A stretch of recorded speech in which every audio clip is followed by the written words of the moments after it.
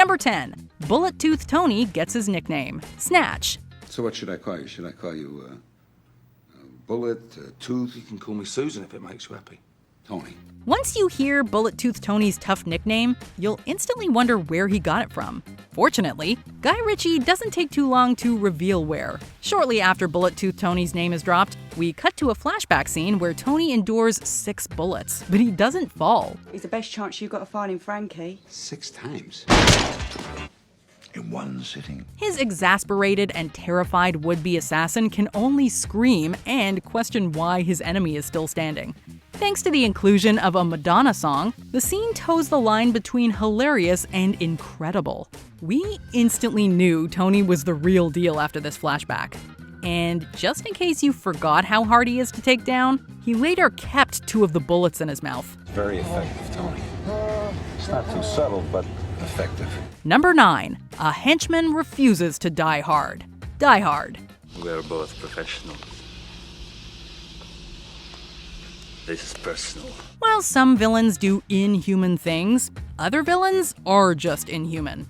After going on a rampage of revenge against John McClane, Carl wouldn't even let serious wounds stop him. McClane hits this goon relentlessly with a series of crushing blows. After an intense brawl, he decides enough is enough and introduces Carl to a chain. McClane's plan appears to be fatal until Carl makes a surprise return in the movie's finale. Interfering with police business.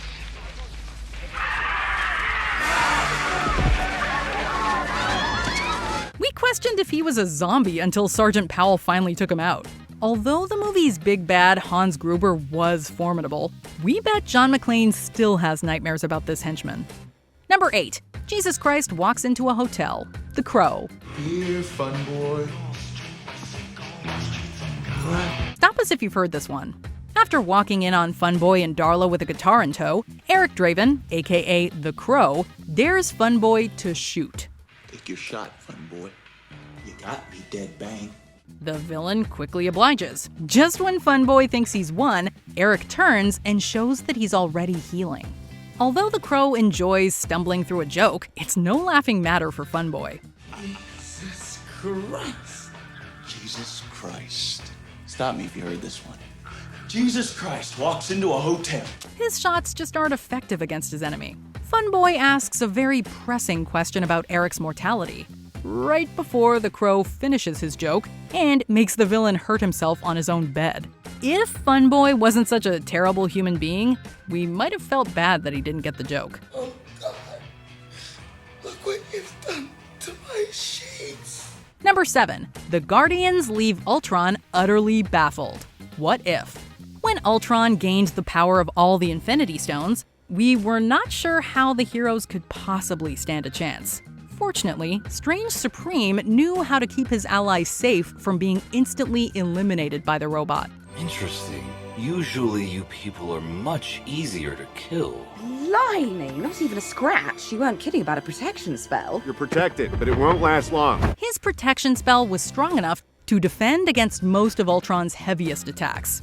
After the heroes endure a particularly vicious onslaught of power, the robot cannot compute how his enemies are still standing. I can destroy galaxies with a thought. Why won't you die? Ultron's confusion marked the beginning of the end of his terrifying reign. Although he was certainly powerful, even he was no match for the Guardians of the Multiverse. Is that it? Is it over? We win? Yeah? Not so hard.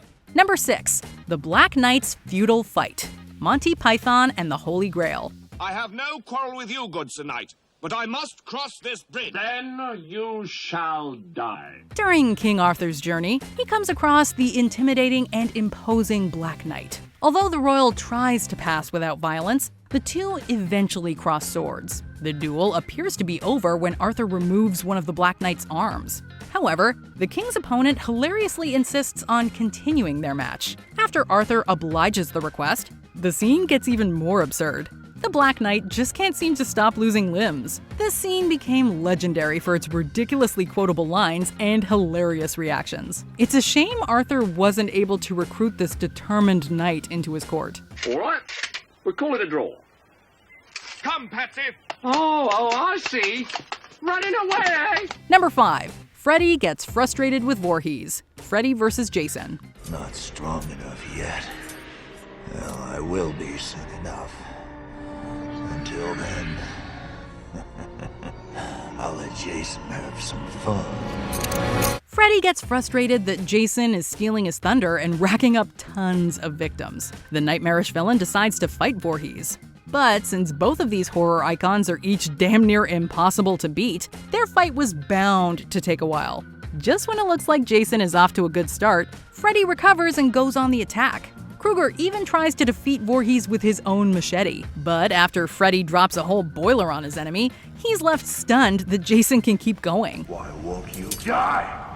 The Nightmare on Elm Street got what he deserved for messing with the terror of Crystal Lake. Freddy!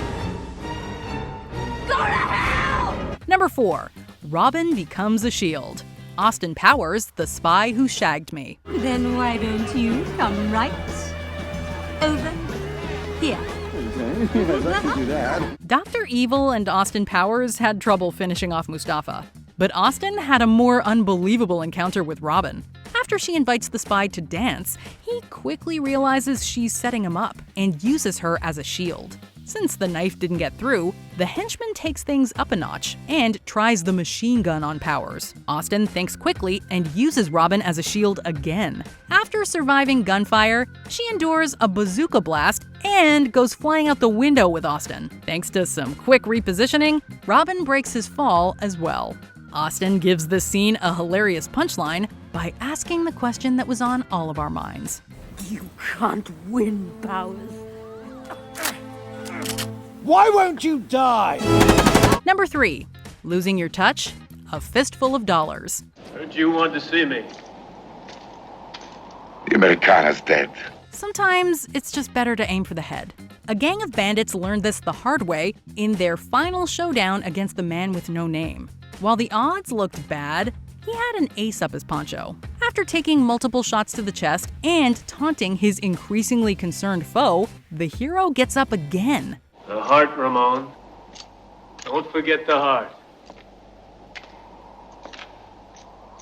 Aim for the heart or you'll never stop me. His assailant realizes he's out just when Clint Eastwood reveals his makeshift bulletproof vest. This reveal results in one of the most powerful reactions in cinema history. Although this scene would have been memorable if it just appeared in one film, it cemented its pop culture status again by being heavily referenced in the Back to the Future franchise. Bulletproof vest! Great flick! Great friggin' flick! The guy is brilliant! Number 2. Hasta la vista. Maybe. Terminator 2, Judgment Day. So this other guy, he's a Terminator like you, right? Not like me. A T-1000. Advanced prototype. After the first Terminator movie, it'd be safe to assume explosions are not going to stop these killing machines. But the heroes always have to try to stop these evil robots. During their final fight with the T-1000, it gets covered in liquid nitrogen. When it seems to be completely solid, Arnie pulls out his gun and finishes him off with one of his classic one-liners. Or so he thinks. Hasta la vista, baby.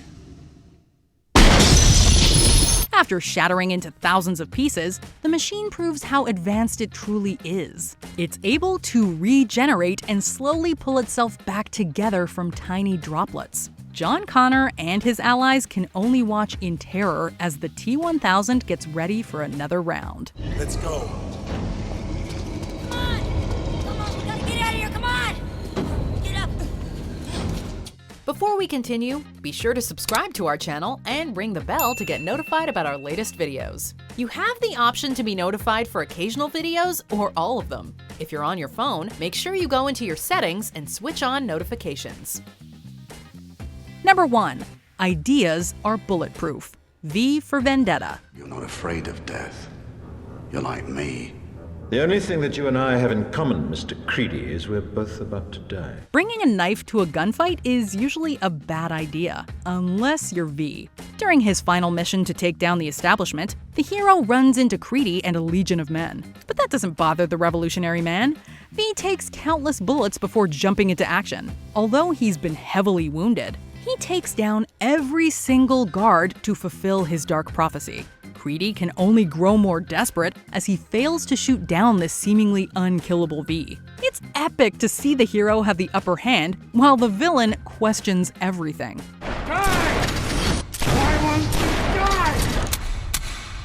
Why won't you die? Even the knowledge that body armor played an important role doesn't change how iconic this scene is. Beneath this mask, there is more than flesh. Beneath this mask, there is an idea, Mr. Creedy.